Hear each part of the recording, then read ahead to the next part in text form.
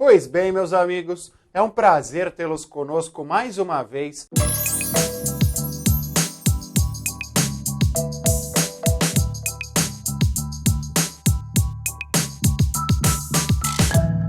Para continuarmos o tratamento das leis penais especiais. Nesse nosso 11º encontro, continuaremos abordando a Lei 9455 de 97, a lei que fala da tortura, que criminaliza determinadas condutas consideradas como tortura, e também iniciaremos o tratamento da Lei 8072 de 90, a Lei dos Crimes Hediondos. Meus amigos, conforme nós já havíamos dito no nosso último encontro, o crime de tortura, a Lei 9455 de 97, divide a tortura em duas modalidades, a tortura própria e a tortura imprópria. Nós estudamos, no nosso último encontro, as modalidades, ou melhor, a modalidade de tortura imprópria. Neste encontro, nós faremos a abordagem das modalidades de tortura própria. Vamos à leitura do artigo 1º da Lei 9455. Diz o artigo 1º, constitui crime de tortura, : inciso 1, constranger alguém com o emprego de violência ou grave ameaça, causando-lhe sofrimento físico ou mental. Amigão, amigona, da leitura do inciso 1, fica evidente o seguinte: o crime de tortura é crime material. E por que é crime material? O legislador nos traz uma conduta e faz menção a um resultado. E para a consumação do crime é necessário que se pratique esta conduta e que se obtenha este resultado. Portanto, reitero, estamos diante de um crime material. Nós temos também as alíneas A, B e C, que complementam o inciso 1. Então, para que haja a consumação, para que haja a prática do crime de tortura, é necessário que façamos a leitura complementar do inciso 1, somado a este, qualquer das condutas dispostas nas três alíneas. Então, para que vocês possam entender.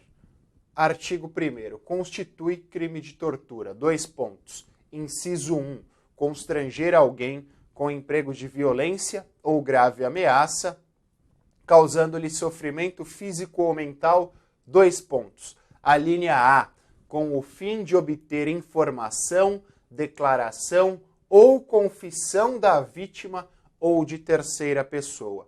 Então, o legislador disse o seguinte: olha, vai constituir o crime de tortura quando você constranger alguém mediante violência ou grave ameaça, através dessa violência ou grave ameaça causar sofrimento físico ou mental e que você tenha a finalidade de obter informação, declaração ou confissão da vítima ou de terceira pessoa. Então não basta a conduta, a prática do verbo núcleo do tipo de constranger, através, o meio, violência ou grave ameaça, e que você cause o resultado sofrimento físico ou mental.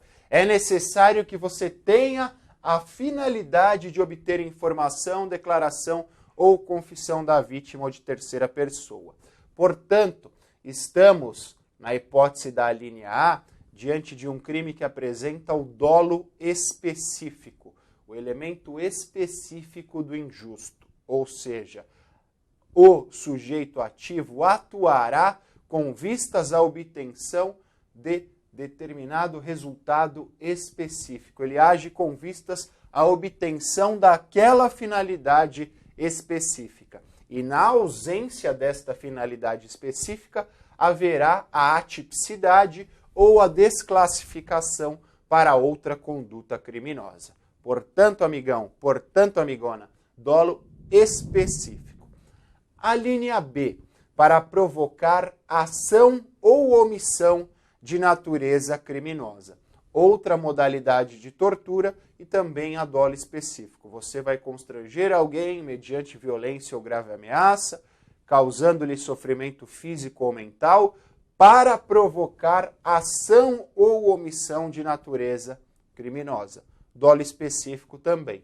E nós temos a linha C, que diz o seguinte: constranger alguém mediante violência ou grave ameaça, causando-lhe sofrimento físico ou mental. A linha C, em razão de discriminação racial ou religiosa. Então, as duas primeiras apresentam um dolo específico e a terceira diz respeito à razão, aos motivos que levam o sujeito ativo à prática da tortura.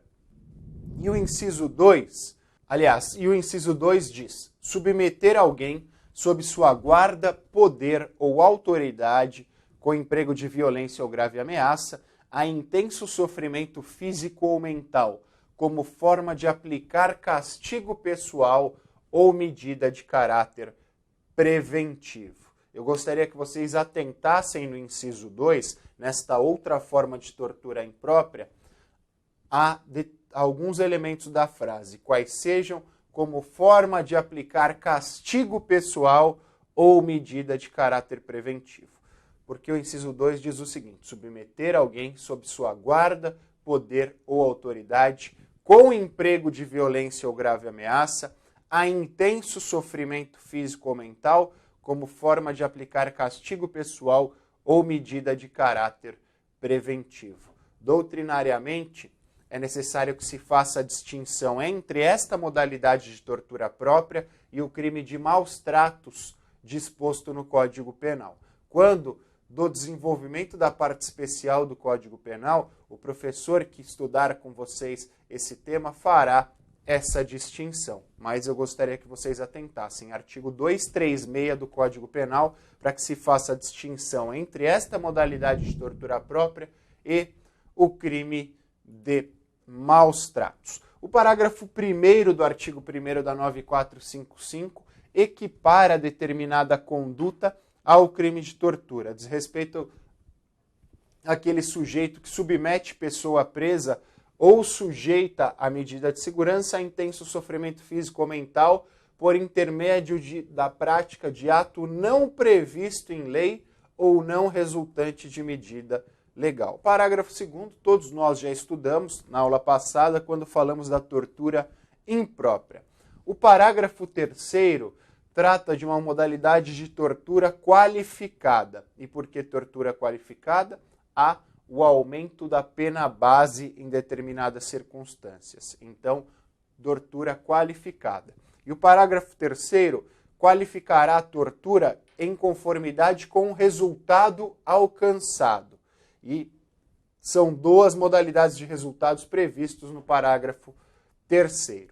E uma última informação sobre o parágrafo 3º, trata-se de crime préter-doloso. E por que préter-doloso? Ao dolo no antecedente, que é a prática do crime de tortura, e a culpa no consequente, que no caso pode ser a lesão corporal de natureza grave ou gravíssima, ou o resultado morte. Então a tortura será qualificada em virtude deste resultado culposo. Crime préter-doloso, dolo no antecedente, culpa no consequente, e qualificadora porque, aliás, com tortura qualificada, porque é a alteração da pena base. Se vocês fizerem a leitura do parágrafo 3º, vão perceber. No caso de lesão corporal grave ou gravíssima, a pena será de 4 a 10 anos. No caso da obtenção do resultado morte, a pena será de 8 a 16 anos. E o parágrafo 4º faz menção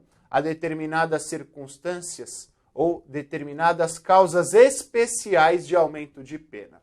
Os senhores já estudaram o artigo 59 e o artigo 68 do Código Penal, que fazem menção à dosimetria. As causas especiais de aumento de pena incidirão na terceira fase da dosimetria. São 3 causas especiais de aumento de pena consagradas no parágrafo 4º e vão aumentar a pena de 1/6 a 1/3. Quais são as causas especiais de aumento de pena?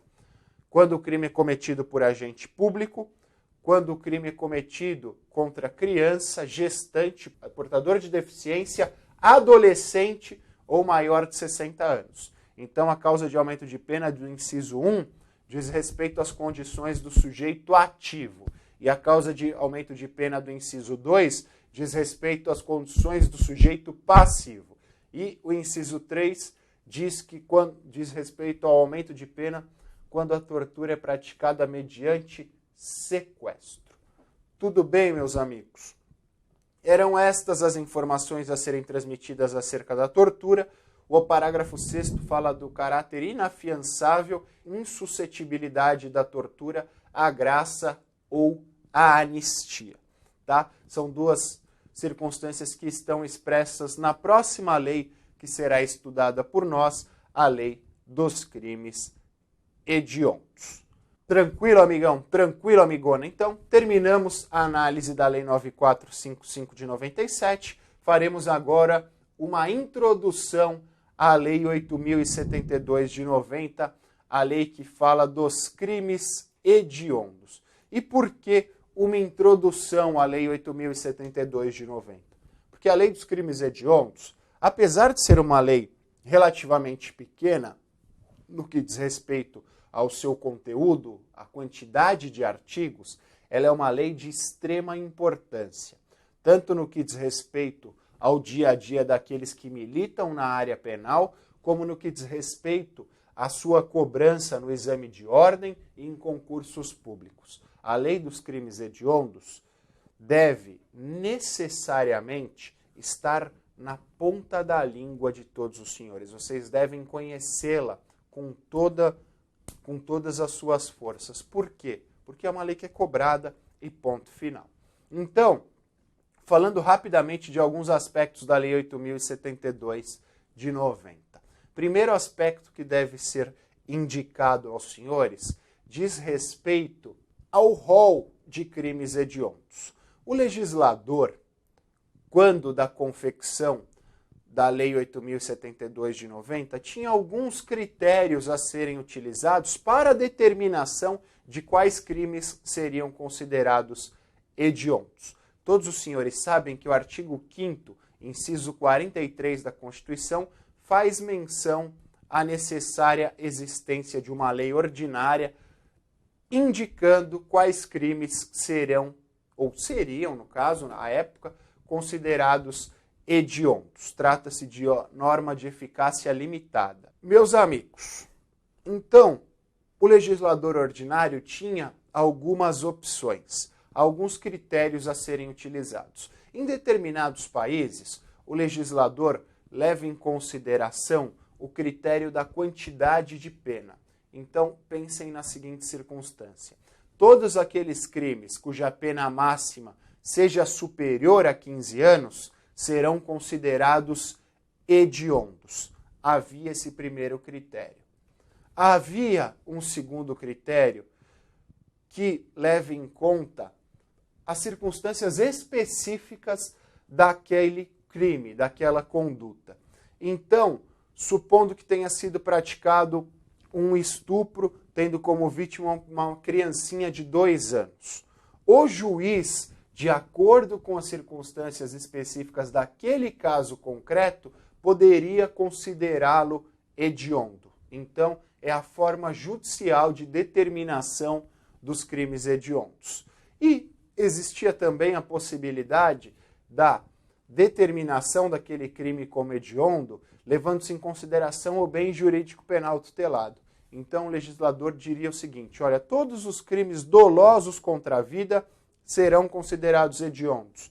Todos os crimes em detrimento à administração pública serão considerados hediondos. Por exemplo, tá?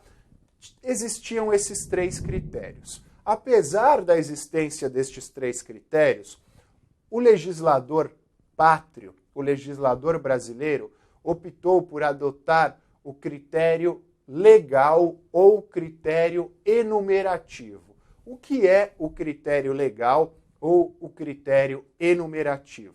A Lei 8072 de 90 faz menção expressa aos crimes considerados hediondos. Então, só são considerados hediondos os crimes que estiverem indicados nos incisos do artigo 1º da Lei 8072 de 90. Então, se perguntarem a vocês, aquele tio chato no churrasco de domingo, perguntar a vocês, olha, como eu sei qual crime é hediondo, qual crime não é hediondo? Basta que os senhores digam a ele, olha, é a lei quem dirá quais crimes são hediondos e quais não são. Ele vai falar, nossa, mas que critério simples. É exatamente esse o raciocínio. É um critério simples e destituído de muita fundamentação, tá? Porque vocês vão perceber o seguinte, existem crimes graves que são considerados hediondos e também existem outros crimes que causam repulsa social e não são considerados hediondos. Então, daquela forma, nosso Congresso Nacional, os deputados e os senadores começaram a discutir qual crime seria hediondo, qual não seria, e a partir destas discussões, tanto na Câmara Baixa como na Câmara Alta, chegaram a este entendimento. Então, critério legal ou enumerativo. É a lei que determina quais crimes são hediondos e ponto final, independentemente da adoção de outros critérios. Tudo bem, meus amigos? Eis a introdução aos crimes hediondos. Na nossa próxima aula, eu farei menção aos aspectos constitucionais relativos aos crimes hediondos, farei menção ao rol de crimes considerados hediondos e de outras disposições processuais previstas na Lei 8.072 de 90. Foi um prazer contar com a participação de vocês. Nos encontraremos no nosso próximo encontro. Valeu, tchau!